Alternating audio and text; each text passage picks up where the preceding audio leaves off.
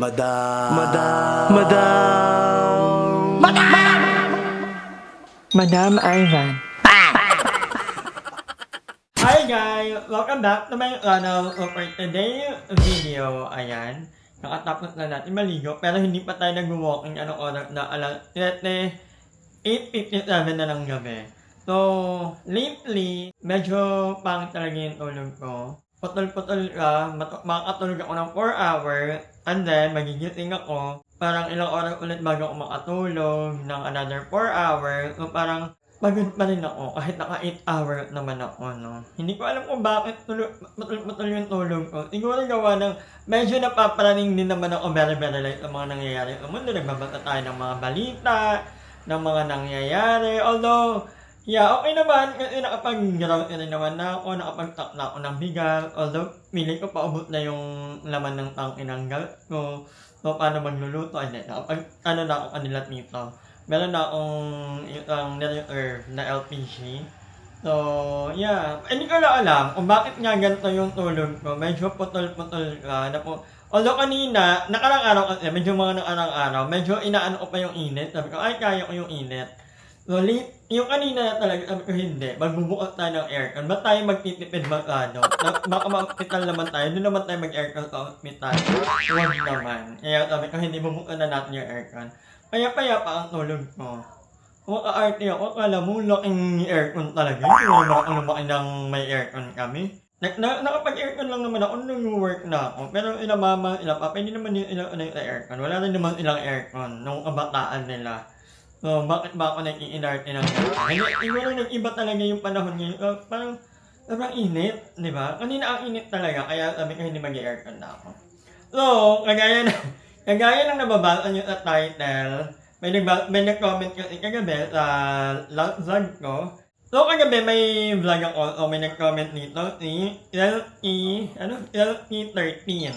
Madam, okay lang ba kayo ni Aye? So, unusual kasi na di kayo magkasama sa vlog. Kalungkot naman, madam, sa totoo lang.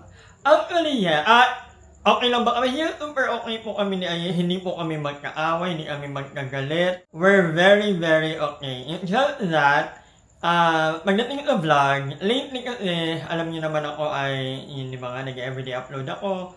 This month, hayaan niyo na month sa April, medyo maglalaylo ako. Hindi ko na ipipilit ang late upload kasi may nagagalit din talaga. Hindi.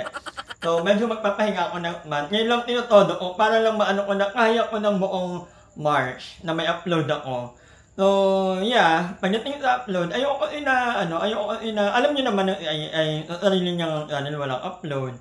So, may pinagdadaanan kasi si bakla. Hindi na para ako ang magkwento, pero yeah, may mga pinagdadaanan. And ayoko naman na militin or gambalain pagka na mag-upload. Ay, na umama sa channel ko. Kasi channel nga, wala kang upload. Diba? Although, si Aye, kilala ko si Aye. Ito ni Aye yung itatama mo sa vlog, pero ramdam ko kasi yung pagod ni Aye lately. So, ayokong dumagdag sa mga isipin niya. Ayoko kang bigyan ng obligasyon na umama sa vlog ko. Knowing na hindi naman talaga, hindi pa 100% okay, may mga pinagdadaanan ka. So, ako, inisip ko naman, kaya ko naman. Parang, kaya ko naman sigurong itawid yung buong March, kahit ako lang, or ibang mga kasama ko. Pero we're okay nila, Aye. As in, sobrang okay kami ni Aye, hindi po kami magkaawa. Alam niyo naman yan na kapag nagkakatampuhan kami ni Aye, nagiging okay din naman kami. Hindi naman kami yung parang hindi magiging okay sa loob ng ilang araw. Parang oras lang. So, ito, going to the next question, ba to? Maricor Geronimo, 2765. Madam, di ba kala Aye ka na nakatira? Lumipat ka ulit, diba? Same lang din. Hindi po ako lumipat. Actually, yung work ako doon, actually, pag nandun ako, doon ako natutulog. Pag wala ako doon, nilalak ko lang. Kasi, alam niyo naman ako ma-arte talaga ako. Aminado naman ako doon. So, sabi ko, kaya ito rin talaga sa magandang na ginawa ko in life ay huwag i-give up ang apartment na to. Kasi sabi ko na talaga, darating talaga ang time na mababaliw talaga ako. Hindi talaga ako talaga na makitira sa isang bahay. Kasi may time talaga na gusto kong mapag-isa, gusto ko ng kapayapaan. Hindi ko naman sinasabing magulo sila Pearl, magulo sila Andrew. It's just that, ako talaga on my own, gusto ko may time na iba kasi yung energy nila Pearl, oo. Iba yung energy ng mga bakla. So ako, going 37 na tayo, di ba? So parang iba na yung energy ko, madali na akong mapagod. So, may time talaga na gusto ko mapag-isa lang. Pero, hindi pa ako lumipat. I mean, paano ba? Kasi may time na dito ako natutulog, kagaya kagabi, doon din ako natulog sa bahay ni Aye. Kasi, ang ba kami galing ni Aye? May pinuntahan kami nila Aye kagabi. So, alam mo yun, maganon-ganon lang. Kasi malapit lang naman. Pwedeng lakarin, pwedeng magmotor, sobrang lapit lang. So, alam mo yun, kahit na ako matulog, minsan niya doon din natutulog ilibal, pag doon ako natutulog. Pero may time din naman talaga na, ewan ko ba, iba na talaga ang energy ko ngayon. Sobrang mababa na ka, tapos, isa pa sa reason bakit gusto ko talaga dito mag-stay lately, kasi nga, ayokong maka-istorbo sa kanila. Alam mo, sabihin ko na pag nagkukulat. Kasi, ayoko pa sana sabihin sa inyo, pero sabihin ko na lang. So, di ba sabi ko busy ako? Kasi nga, yung isa kong channel, yung supposedly ay gagawin kong group channel ng Bakbak Boy. Hindi na talaga matutuloy dahil magkakaiba na ng ginagawa ang mga tao. So, sila Bea ay nasa ibang lugar na, nasa Paranaque, nag-OJT, sila PJ, busy mag-basketball, mag-billiard. So, alam mo yun, hindi ko sila kayang pagkamasamahin para gumawa ng content. And, yeah, so I decided na instead na, kasi mahirap yun. Nagsimula kami sa hulig-ligi, naging bakbak boy, yung bakbak, parang walang, sabi ko, feeling ko, hindi ko kayang pangatawanan. So, instead of, trying to create a new group or gumawa ng naisip ko, kasi may nakita akong isang channel na puro mga story lang. Parang kay Papa Dudut, parang Dear Papa Dudut, something like that. So, naisip ko, why not, yung channel na yun, gawin ko lang, parang gano'n ang peg. Puro mga story lang, bilang ako naman ay mahilig din talagang magsulat. Nagsusulat nga ako sa ibang tao, bakit hindi ako magsulat parang sa sarili ko? Nag-ghostwriting po kasi ako, even until now. So, naisip ko, instead na mag-ghostwriting pa ako sa iba, bakit hindi na lang ako mag-ulat para sa sarili ko, mailabas ko kung ano yung gusto kong ilabas, yung creativity ko, yun. Although ngayon, nahihirapan naman ako, nagagalit na. Hindi ko alam kung ano yung magiging name ng channel ko.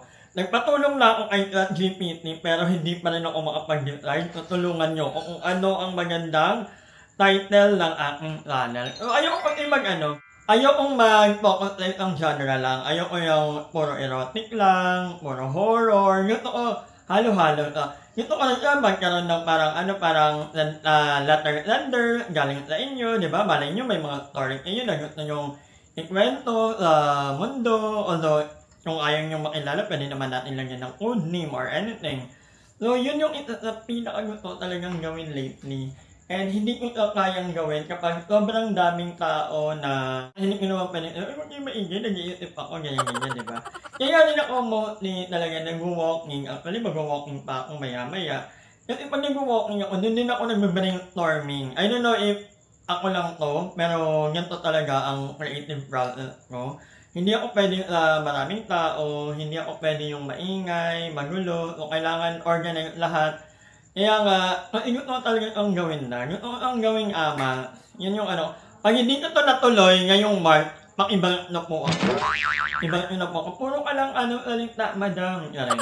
So, ito yung pinagkakaabalahan ko. Kaya dito ako nag-i-stay. Kasi nga, gusto ko na ang masimulan. Feeling ko kapag nasimulan ko na magtutuloy-tuloy na ka. Kasi meron naman akong voice actor. Kaya si Karina ang isa sa magiging voice actor ko at hulaan nyo na lang. Ang mga unod na araw. Pero sabihan ko na sila, okay, magdadub ka sa akin na. Magdadub din yung isa ko pang friend. So, I'm so happy. So, yeah, so that's the record. Hindi po kami magkaaway ni Aye. Actually, kapag pumupunta ako doon, nakaraan nandito sila tumambay. hindi nga lang kami nagba-vlog. Kasi ako ayokong ayokong ipilit or ayokong maging pabigat. Dati ko pa namang ayokong maging pabigat kung may mga pinagdadaanan. Di ba? So, yun lang naman, hindi kami magkaaway. Pero thank you for asking. I know naman na you're just checking on us kung okay lang kami. And yes, we're okay. And hindi po kami magkakagalit na iye. And abangan nyo kasi parang kahapon, nung hindi may upload si Aye, ewan ko na naman kung anong thinking, hindi ko kasi masabi kung ano yung ni Aye, pero nung hindi may upload ka kahapon, parang ang na lang yung thumbnail, so hindi ko alam kung, hindi naman ako si Aye, pero may mga urban may mga agam-agam, so parang I'm just giving her time, kung kailan niya gusto mag-upload ko, kung ilan nila Andrew kasi ang lagi nagkakasama, kasi nga lagi rin naman nandun sila Andrew, ako naman, pag-ulpot lang talaga ako nun, kaya hindi rin ako nakakasama sa vlog nila. Pero, hopefully next month, by April, ayoko ng April or yung sarili ko diba? So, yeah. Hanggang dito lang muna ang vlog na to, dali, edit ko pa to, mag-walking pa ako, at mapupuyat na naman ako feeling. Tuloy-tuloy yung tulog ko ng 8 hours. Pag hindi ako nakaka-8 hours talaga, ang sakit sa ulo. At feeling ko down ako, alam mo yun? Pero masarap ang ulam namin lately. Thank you sa aking dahil ang ulam namin madalas ay gulay, isda. Hira lang kami magmanok. Wala rin akong baboy sa ref. More on isda at gulay lang.